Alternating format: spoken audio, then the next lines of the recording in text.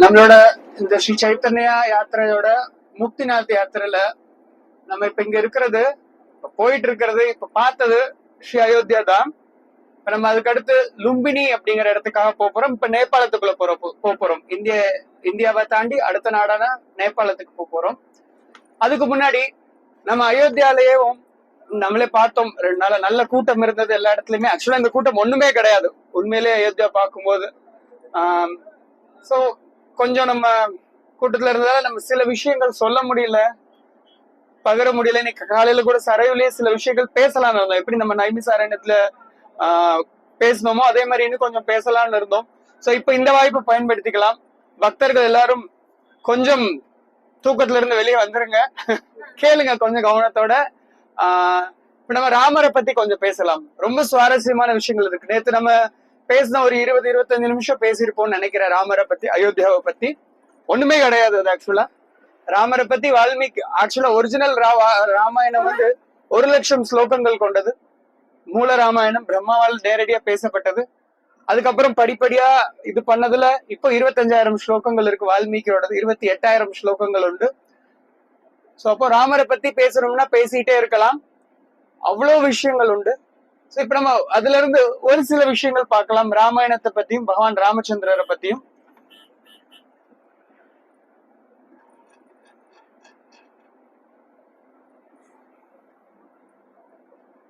இந்த சரையு நதியை பத்தி பாத்திரலாம்.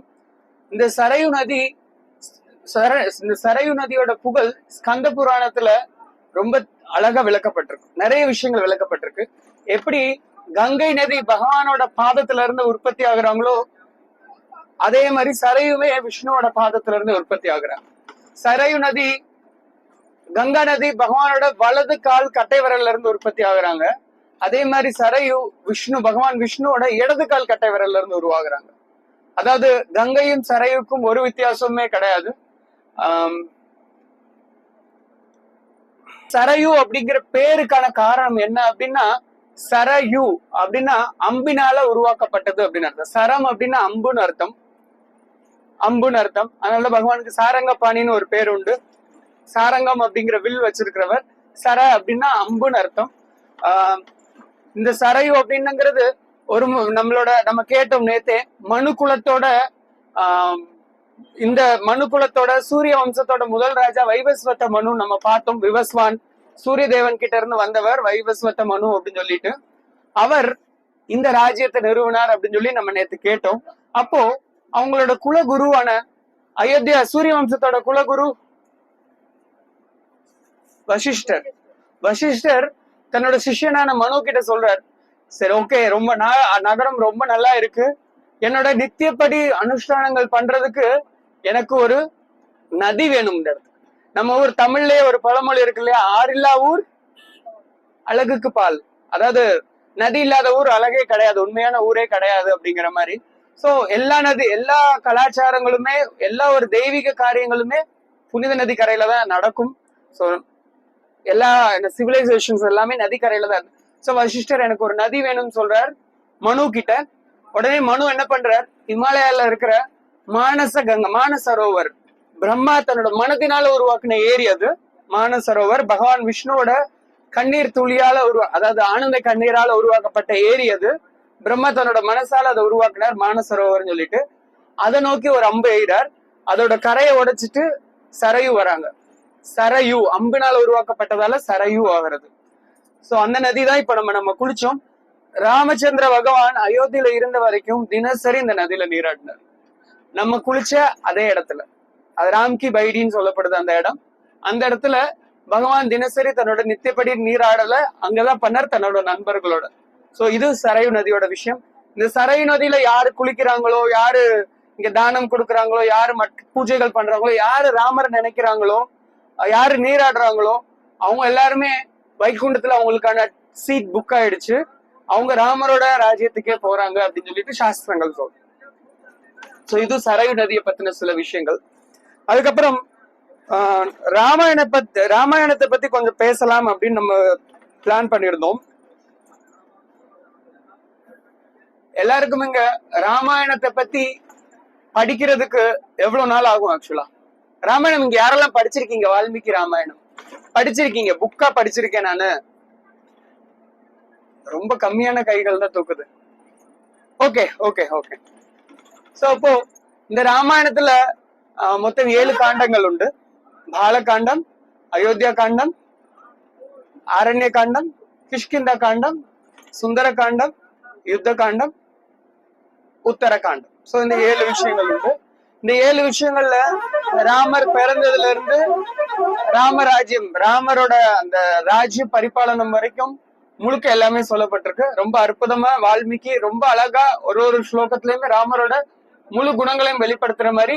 நேத்து சொல்லியிருந்தோம் நம்ம, ராமர் எதுக்காக தோன்றுறாருன்னா அவருக்கு எல்லாருமே சரணாகதி பண்ணணும் அப்படிங்கறத காட்டுறதுக்காக தோன்றினார். முழு முதற் கடவுள் பகவான் எப்படி இருப்பாருங்கிறத காட்டுறதுக்காக, அவரோட குணங்கள் எப்பேற்பட்டதுங்கிறத காட்டுறதுக்காக.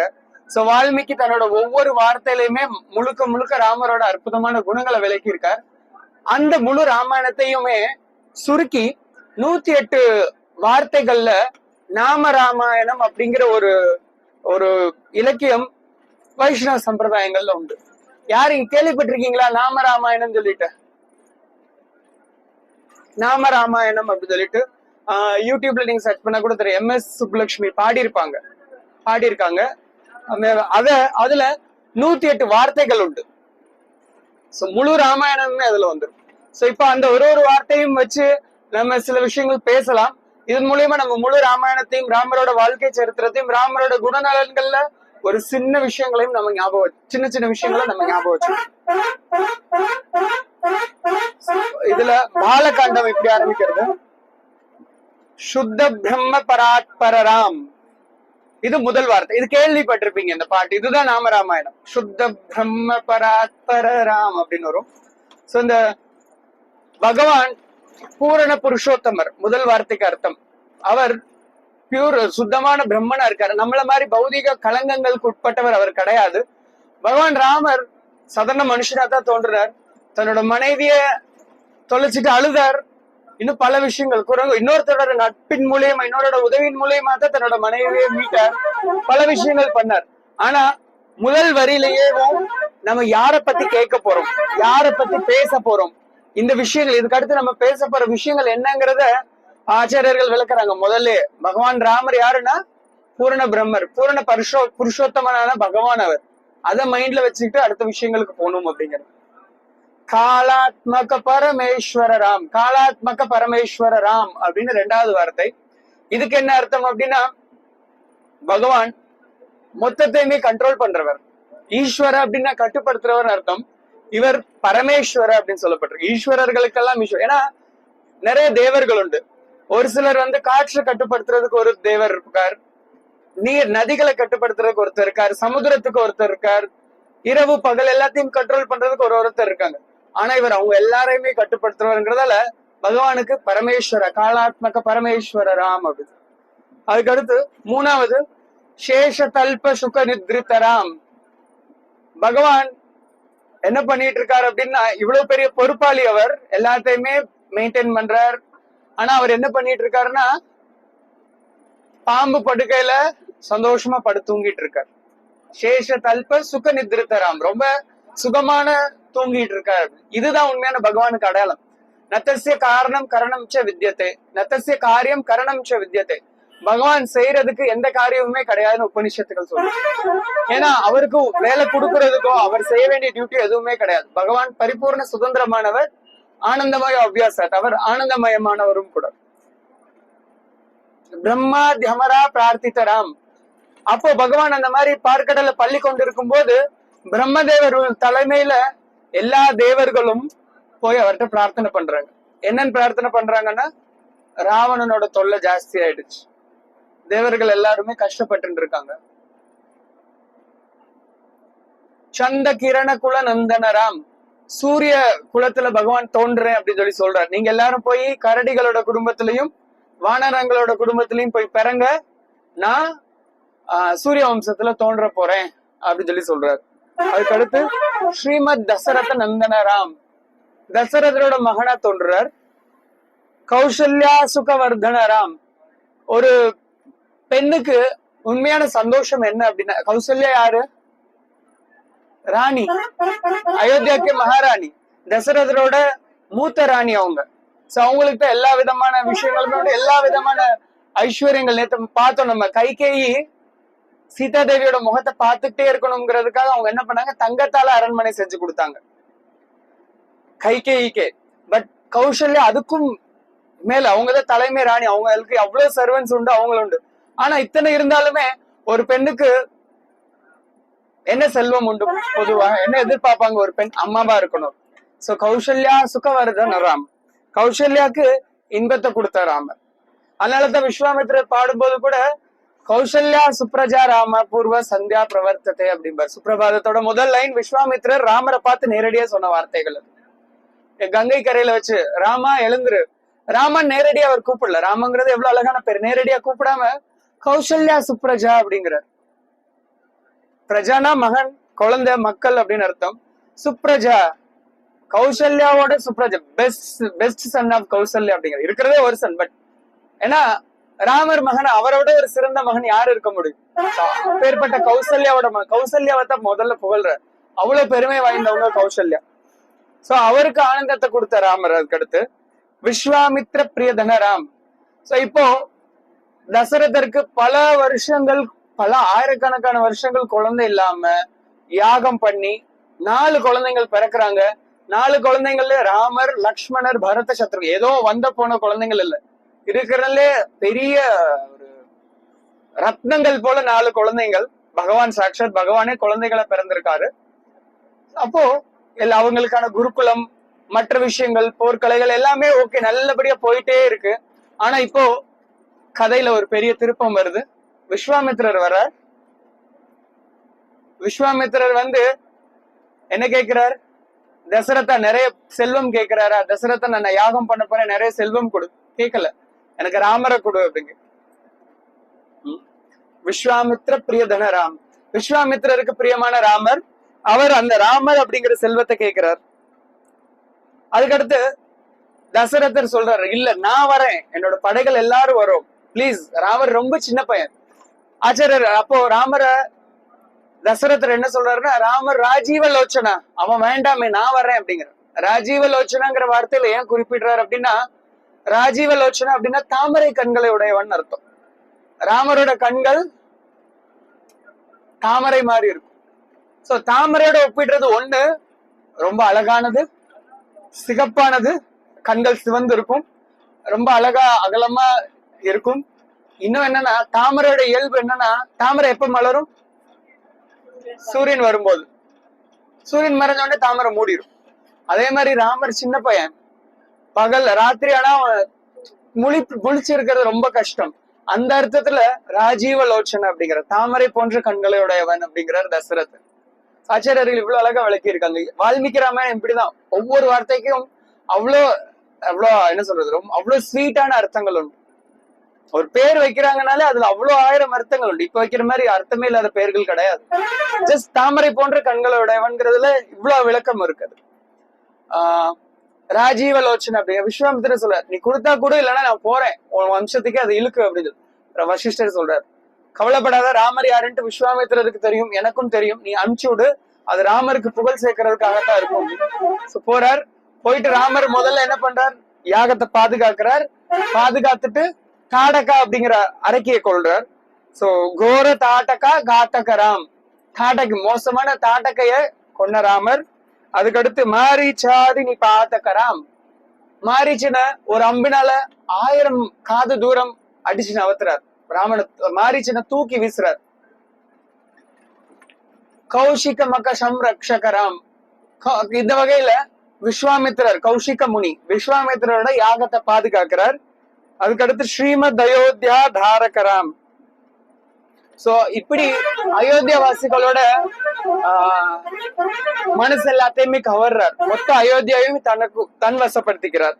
அதுக்கடுத்து கௌதம முனி சம்பூஜித ராம்.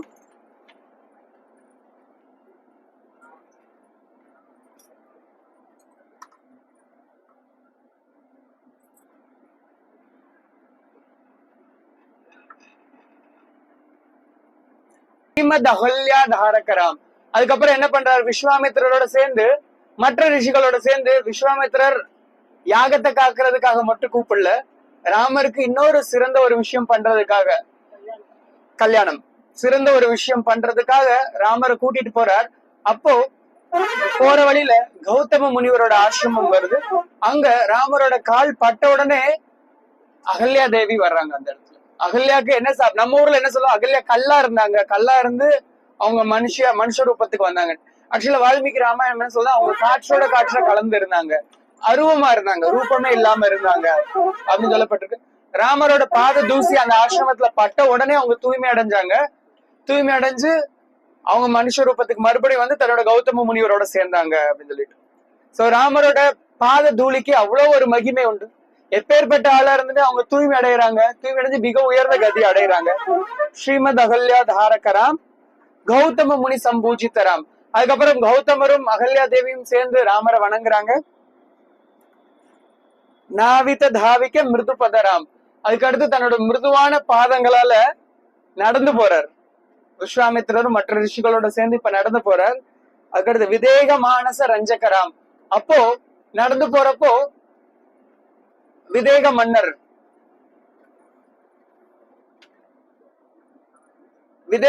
ஜனகரோட மனச கவர்ற ராமரை பார்த்தோம். ஏன்னா பகவான இப்ப நேத்து எல்லாருமே ராமரை பாத்தீங்க.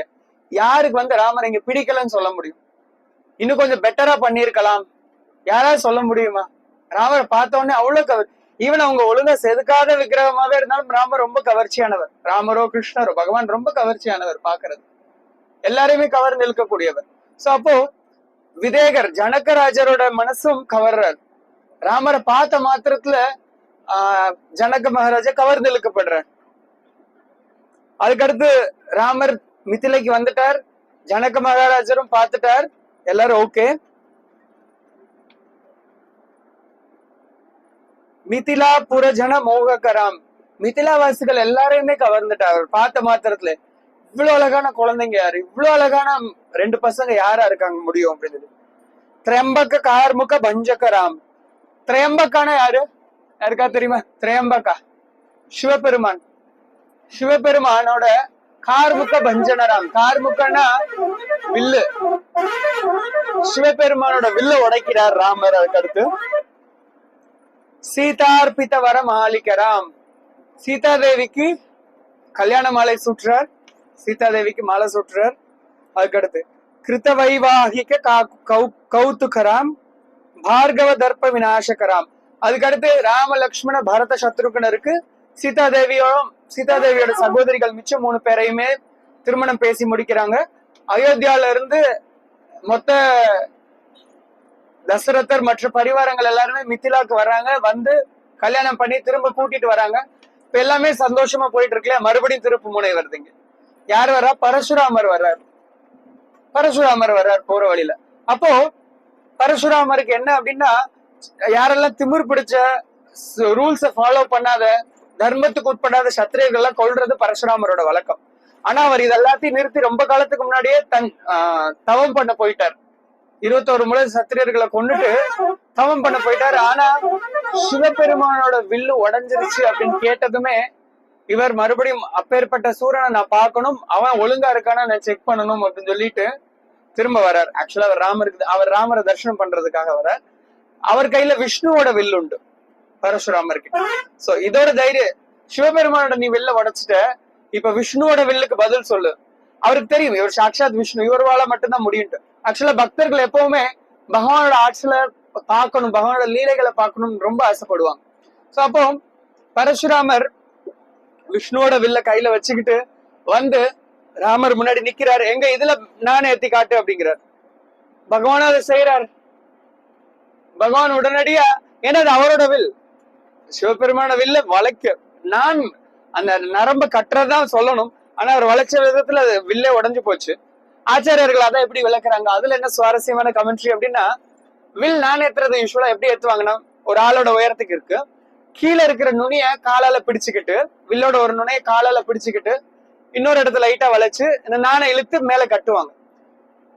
வில்லோட ஒரு முனை பகவானோட பாதத்தை தொட்டுருச்சு இல்லையா, இன்னொரு முனைக்கும் பகவானோட பாதத்தை தொடரும். அதனால ஆட்டோமேட்டிக்கா அதுவே உடஞ்சிருச்சு. ஆச்சாரியர் எவ்வளவு அழகா விளக்குறாங்க பாருங்க. அதனால ஆட்டோமேட்டிக்கா அதுவே உடஞ்சிருச்சு ரொம்ப ஈஸியா அப்படின்னு. சோ அப்போ அப்ப இந்த வில்லுக்கும் பதில் சொல்லுன்னு சொல்லிட்டு பரசுராமர் கொடுக்கிறார்.